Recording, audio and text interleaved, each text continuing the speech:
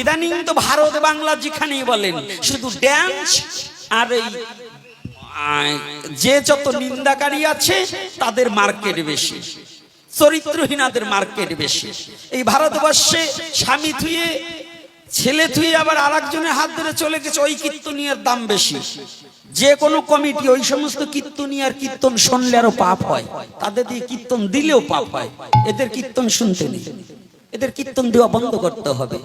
নিজে করতালি দিয়ে হরিনাম করবেন, তথাপি ওই চরিত্রহীন আর কীর্তন শুনলে আপনার কোনোদিনও ভক্তি হবে না, হবে না।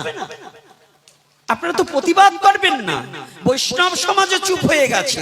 এই বৈষ্ণবরাও মালা তিলক পরে খালি শুধু করতালবাজি হরে কৃষ্ণ কবে, আর আপনার মাসে মাসে আপনার ঘরের দিকে চাঁদা আনবে, ওরা প্রতিবাদ করবে না।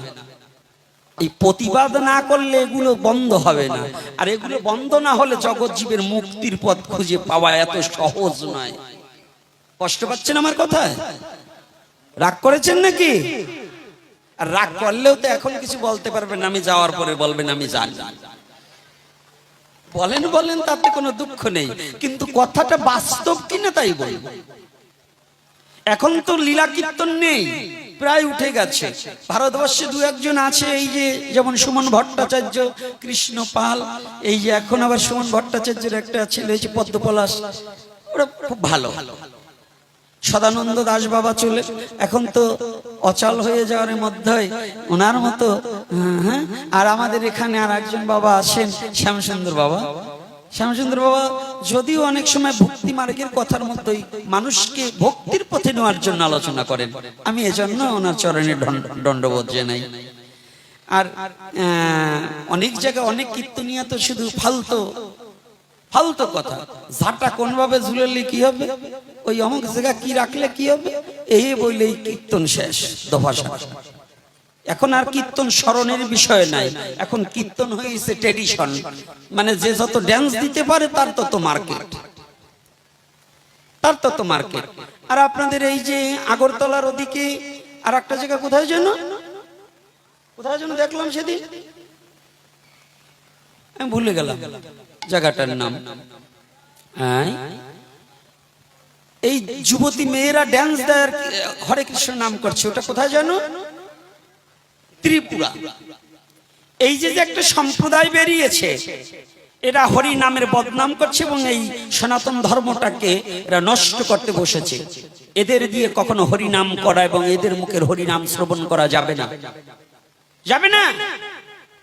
এরা উদ্ভট নৃত্য, মানে ড্যান্স, যাত্রা এবং সিনেমার ছবির নায়ক নায়িকা ফেল এদের কাছে হরে কৃষ্ণ নাম করছে আর যে ড্যান্স করছে, এগুলোকে একেবারে মানে আমার কোন এরিয়ার মধ্যে কিংবা বাংলার মধ্যে হলে পরে আমি এদের বিরুদ্ধে কেস করতাম এবং পিটাইয়ে দফা সেরে দিতাম, যে আমার গৌর হরির এই পবিত্র নামকে কেন তোরা নোংরামির পথে ঠেলে নিবি, এটা নেওয়ার কারো অধিকার নেই। এটা পবিত্র নাম, ভক্তির নাম, প্রেমের নাম, যে নাম করলে পরে ভক্তের চোখ থেকে প্রেম অশ্রু গড়িয়ে বক্ষ প্লাবিত হয়ে যায়। আর সেই নাম এই বদমাশগুলো সেই নামকে অপব্যবহার করে ড্যান্স সিটিং করে দিয়ে টাকা কামাবার ধান্দা করছে। এটাকে বর্জন করতে হবে, এটাকে কখনো আমরা গ্রহণ করে নেব না। কি মনে থাকবে তো? রাধে রাধে। আপনাদের দেশে আবার হয় নাকি ওই ড্যান্সের নাম? হ্যাঁ, স্টেজ থেকে ঘাড় ধাক্কা দিয়ে বের করে দেবেন ও ড্যান্স করলে। ওটা কোনো ড্যান্সের নাম নয়, নৃত্য করতে হবে, নৃত্য করুক, উদ্দণ্ডে নৃত্য করুক, কিন্তু ড্যান্স নয়, হরিনামে নৃত্য। সনাতন ধর্ম আপনাকে যা দিয়েছে পৃথিবীর কোন ধর্ম আপনাকে তা দিতে পারবে না। চিত্ত বিনোদনের জন্য কীর্তন করতে বলেছে, অন্য ধর্মে গান বাজনা নিষেধ আছে, সনাতন ধর্মে গান বাজনা করতে অনুমতি আছে। এই কীর্তনে নৃত্য করতে হবে, গানে হয় শ্বাসের ব্যায়াম, দেহের ব্যায়াম হয় নাচে, এই ব্যায়ামই শ্রেষ্ঠ ব্যায়াম।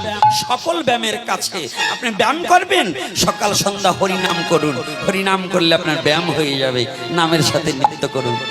কিন্তু ওই ত্রিপুরার মতো ওই ড্যান্স বন্ধ করতে হবে, মনে থাকবে তো? রাধে রাধে।